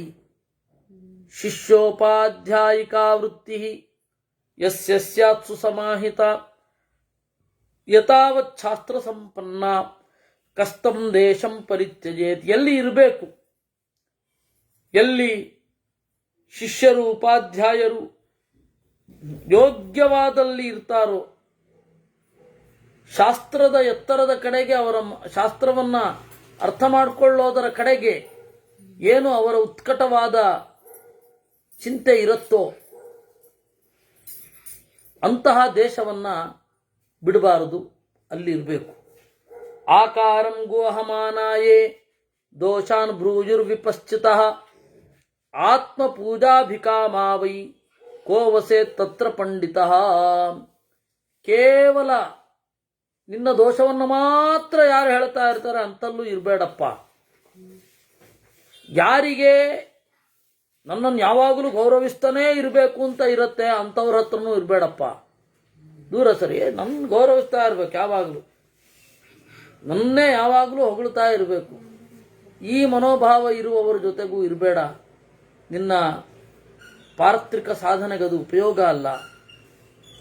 ಯತ್ರ ಸಂಲೋಡಿತಾ ಲುಬ್ಧೈಃ ಪ್ರಾಯಶೋ ಧರ್ಮಸೇತವಃ ಪ್ರದೀಪ್ತಮಿವ ಚೇಲಾಂತಂ ಕಸ್ತಂ ದೇಶಂ ಪರಿತ್ಯಜೇತ್. ಹೀಗೆ ಹೇಳ್ತಾ 54 ಆಗೋಯ್ತು.